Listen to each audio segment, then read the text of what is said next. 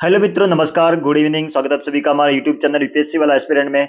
आज हम बात करने वाले हैं यहाँ पर जो नई एक पेंशन स्कीम आई है उसके बारे में बात करने वाले हैं, यानी कि जो एकीकृत पेंशन योजना के बारे में बात कर रहे थे हम, उसके बारे में बात करने वाले। जो नई यहाँ पर अभी सेंट्रल गवर्नमेंट ने जो एक पेंशन स्कीम निकाली है उसके बारे में डिटेल से बात करने वाले हैं, यानी कि यूपीएस के बारे में। ठीक है, यानी कि यूनिफाइड पेंशन स्कीम के बारे में। क्या है आखिर ये यूनिफाइड पेंशन स्कीम और किन कर्मचारियों को मिलने वाली है, कैसे मिलने वाला वेतन के अनुसार, सब इसके बारे में डिटेल से बात करने वाले हैं। ठीक है, तो नए हैं तो चैनल को सब्सक्राइब जरूर कर देना।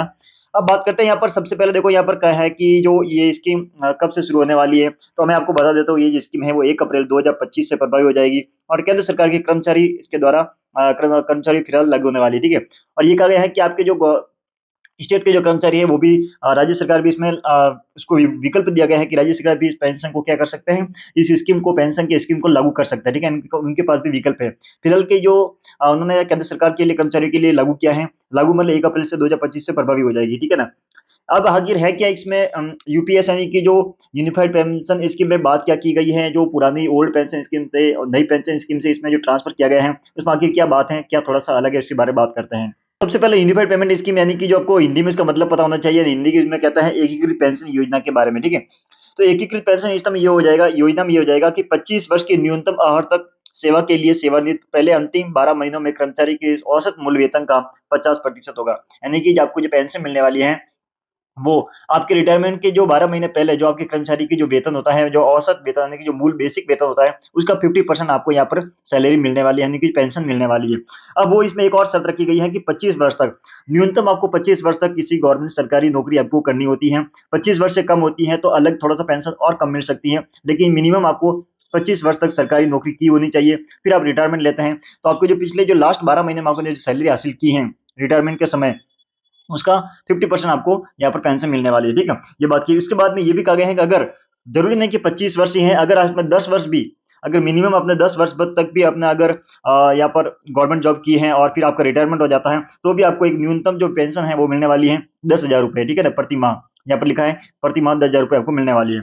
इसके बाद में ये कहा गया है कि पेंशन, यानी कि जो आपको जो व्यक्ति को, जो कर्मचारी को जो पेंशन मिलने वाली है, यानी कि जो 12 महीने का जो लास्ट 12 महीने का जो 50% आपको यहाँ पर पेंशन मिलेगी, उसमें ये कहा गया है कि यदि कर्मचारी की डेथ हो जाती है, नहीं, रिटायरमेंट के बाद आप कर्मचारी की डेथ हो जाती है, जो मेन व्यक्ति की डेथ हो जाती है, तो उसके जो परिवार हैं, परिवार को उसके जो पेंशन मिल रही थी कर्मचारी को, उसका 60% आपको क्या मिलेगा यहाँ पर पेंशन मिलती रहेगी। यानी कि उसके परिवार को, जो भी उसके वाइफ वगैरह होगी, जो बच्चे वगैरह हो गए, उनको यहाँ पर मिलती रहेगी। तो 60% पाने का हकदार होगा। ठीक है, तो कुल मिला के ये कहा गया है कि जो आपको जैसे ही मान लो आपका 1 लाख रुपए सैलरी थी। ठीक है, 1 लाख रुपए सैलरी थी, लास्ट टाइम में आपको जब रिटायरमेंट हुआ तो आपको 50% इसका मिलेगा, यानी कि आपका 50,000 रुपए इसको में क्या मिलेगी, आपको पेंशन मिलेगी। अब जब इसका आपकी डेथ हो जाएगी तो आपकी जो वाइफ है उसको क्या मिलेगी, इसका 60% आपको सैलरी मिलेगी, यानी कि 30,000 रुपए उसको उनको भी क्या मिलेगा यहाँ पर पेंशन मिलने वाली। ठीक है, तो कुल मिला के यहाँ पर ये पेंशन की बात की गई थी इसमें यूपीएस के बारे में, यानी कि एकीकृत पेंशन योजना के बारे में। ये 1 अप्रैल 2025 से लागू हो जाएगी, इसके बारे में आपको ध्यान रखना है। इसके साथ में ये भी कहा गया है कि इसमें आपको महंगाई भत्ता है, वो भी हर 6 महीनों के जो महंगाई भत्ता मिलता है वो भी आपको इसमें दिया जाएगा। ठीक है, पेंशन में भी आपको महंगाई भत्ता मिलेगा। ठीक है, उपरोक्त तीनों प्रकार की पेंशनों में महंगाई का राहत उपलब्ध होगी, यानी कि आपको जो महंगाई भत्ता है वो भी आपको मिलने वाला। ठीक है ना, हर 6 महीने के अनुसार। और महंगाई भत्ता किसके आधार पर, वो है औद्योगिक श्रमिकों के लिए अखिल भारतीय उपभोक्ता का मूल्य सूचकांक, एक इंडेक्स आती है, उसके आधार पर आपको यहाँ पर गणना की जाएगी और आपको महंगाई भत्ता दिया जाएगा। इसके बाद में एक और कहा गया है कि सेवानिवृत्त एक मुक्त भुगतान ग्रेचुइटी के अतिरिक्त कर्मचारियों को सेवानिवृत्त और एक मुक्त भुगतान प्राप्त होगा, जो सेवा के प्रत्येक 100 माह पूरे होने के सेवानिवृत्त तिथि के अनुसार उनके मासिक वेतन डीए और प्लस 1/10वें भाग के बराबर होगा। यानी कि जो आपका जो वेतन होगा वो डी होगा, उसका 10वें भाग के बराबर आपको ग्रेचुइटी मिलने वाली थी सेवानिवृत्त के बाद। ठीक है, उसके बाद में कहा गया है इस भुगतान से सुनिश्चित, यहाँ पर देख सकते हैं, इस भुगतान से सुनिश्चित पेंशन की राशि पर कोई असर नहीं पड़ेगा, यानी कि जो पेंशन की राशि पर कोई असर नहीं पड़ेगा। ग्रेचुइटी एक ऐसा राशि है जो कि नियोक्ता द्वारा अपने कर्मचारियों को उनकी सेवाएं प्रदान करने के लिए दी जाती हैं।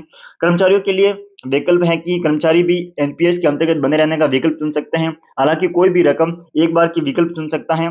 ठीक है, उसके बाद में एक बार विकल्प चुनने के बाद विकल्प को बदला नहीं जा सकता। यानी ये कहा गया है कि अगर जिनकी भी इच्छा है कि हम पुराने जो एनपीएस हैं, जो नई पेंशन स्कीम चल रही थी उसमें रहना चाहते हैं, या फिर जो अभी यूपीएस जो यूनिफाइड पेमेंट पेंशन स्कीम जो लागू कर रहे हैं उसमें जाना चाहते हैं, तो उनके पास दोनों ऑप्शन है। एक बार जिस स्कीम में आप चले गए तो बार बार आप बदल नहीं सकते हैं। ठीक है, तो ये आपको कंफर्म हो जाएगा। तो ये मैंने बता दिया है। बाकी मैंने पुरानी ओल्ड पेंशन स्कीम क्या है, नई पेंशन स्कीम, उसके बारे में तो पहले भी बात कर ली थी, पिछले वीडियो जाके आप देख सकते हैं। फिर भी कभी भी मिलेंगे तो हमको कोई समझ में नहीं आता था डिटेल से, हम उसके बारे में एक विस्तृत चर्चा करेंगे पूरे 1 घंटे के वीडियो में, ठीक है। तो फिलहाल के लिए इतना ही आपको समझ में आ चुका होगा कि जो एकीकृत पेंशन योजना क्या है, यूपीएस क्या है। फिलहाल केंद्र सरकार ने लघु प्रस्ताव लाया है। तो उन्होंने कहा है कि सेंट्रल भी, यानी कि जो स्टेट है, स्टेट भी आप क्या कर सकते हैं, स्टेट सरकार भी यहाँ पर ला सकते हैं। तो जो मुंबई, जो महाराष्ट्र की मैं बात करूँ, तो महाराष्ट्र पहला जो स्टेट बन चुका है जिन्होंने भी यूपीएस यानी कि यूनिफाइड पेंशन स्कीम को लागू कर दिया गया है, ठीक है ना। तो अब ये धीरे धीरे सभी स्टेट के लिए लागू हो सकता है। फिलहाल यहाँ पर केंद्र सरकार के लिए हुआ है, ठीक है। आई होप ये जानकारी अच्छी लगी है तो वीडियो को शेयर कीजिए। मिलते हैं नेक्स्ट वीडियो में, तब तक के लिए जय हिंद, जय भारत।